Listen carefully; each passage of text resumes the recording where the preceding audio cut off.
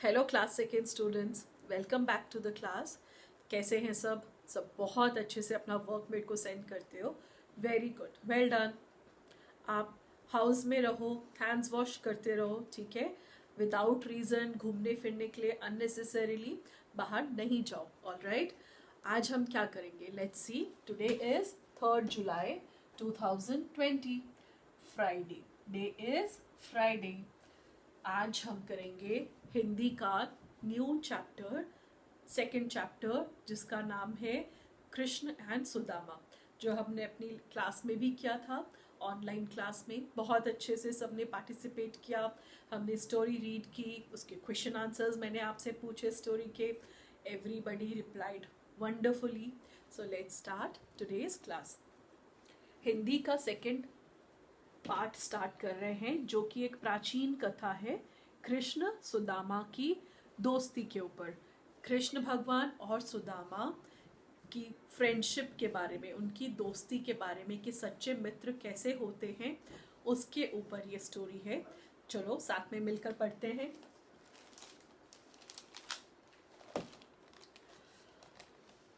बहुत समय पहले की बात है। कृष्ण और सुदामा एक ही गुरु के आश्रम में पढ़ते थे। दोनों पक्के मित्र थे और एक दूसरे पर जान छिड़कते थे, ठीक है। समय बीता, कृष्ण बने द्वारका के राजा, पर सुदामा का जीवन तो गरीबी से भरा था। एक दिन सुदामा की पत्नी ने उनसे कहा, आप बहुत बार कह चुके हैं, द्वारका के राजा श्री कृष्ण आपके मित्र हैं। आप उनके पास क्यों नहीं जाते? वे आपकी मदद जरूर करेंगे। सुदामा मान गए। फिर बोले, घर में तो कुछ नहीं है, मित्र के लिए क्या उपहार ले जाऊं? तब सुदामा की पत्नी पड़ोस से थोड़े भुने चावल ले आई और उनको पोटली में बांधकर सुदामा को दे दिया।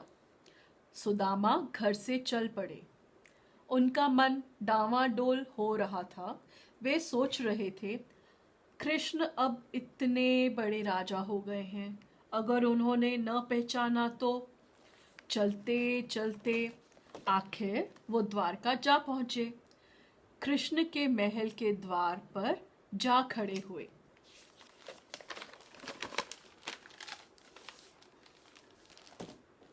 द्वारपाल ने पूछा, आपको किससे मिलना है? सुदामा बोले, मेरा नाम सुदामा है, मैं अपने मित्र कृष्ण से मिलने आया हूँ। जैसे ही भीतर जाकर द्वारपाल ने सुदामा का नाम लिया, वैसे ही कृष्ण दौड़े दौड़े बाहर आए और सुदामा को बाहों में भर लिया। फिर आदर से उन्हें अंदर ले आए। परात में पानी लेकर उन्होंने सुदामा के पैर धोए, अपना सिंहासन पर बिठाया। फिर दोनों बहुत देर तक बचपन की बातें याद करके हंसते रहे।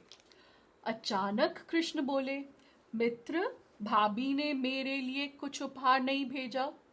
सुदामा चावलों की पोटली देने में संकोच कर रहे थे, पर कृष्ण ने प्रेम से हाथ बढ़ाकर पोटली ले ली।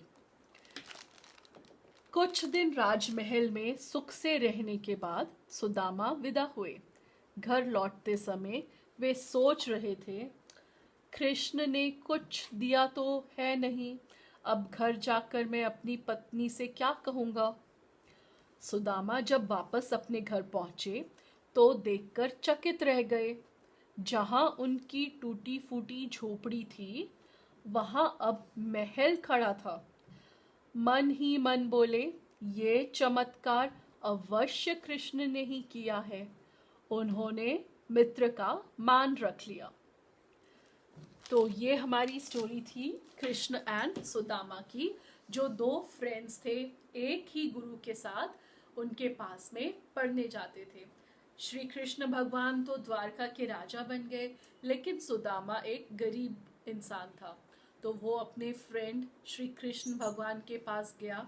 उनकी वाइफ ने बोला जाओ आप श्री कृष्ण भगवान से मिल के आओ, वो आपकी कुछ हेल्प करेंगे। तो सुदामा बोलता ठीक है, तो पर मेरे पास तो कुछ भी नहीं है, मैं अपने फ्रेंड के लिए क्या गिफ्ट लेके जाऊं।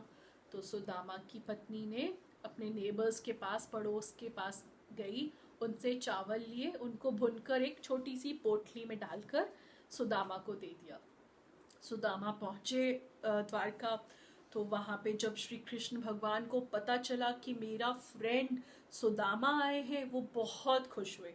उन्होंने अपने फ्रेंड सुदामा की बहुत रिस्पेक्ट करी, बहुत आदर किया उनका, उनके पैर धोए, उनको अपने साथ अपने सिंहासन पे, अपने थ्रोन में बिठाया, उनके साथ में बहुत बातें की। और फिर थोड़े टाइम के बाद में सुदामा अपने हाउस आ गए। तो रास्ते में आ रहे थे तो उनको लगा कि मेरे को तो कृष्ण भगवान ने कुछ भी नहीं दिया, अब मेरी पत्नी क्या बोलेगी, आप तो कुछ भी नहीं लेकर आए हो, कैसे फ्रेंड्स हैं आपके। जैसे ही वो घर पहुंचा सुदामा, उसने देखा जहाँ उसका छोटा सा टूटी फूटी सी झोपड़ी थी, घर था, वह बहुत बड़ा महल बन गया था।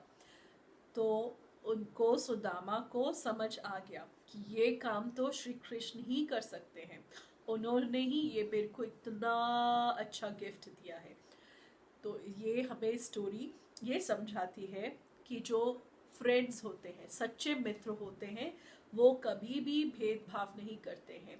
उनके लिए दोस्त दोस्त होते हैं, चाहे वो अमीर हो, गरीब हो, जैसे भी हो, वो सब दोस्तों की एक जैसे ही आदर करते हैं। ठीक है, ये स्टोरी मैं आपको फोटो भेजूंगी इसकी, आप भी पढ़ो, अच्छे से बोल बोल कर पढ़ो। ठीक है,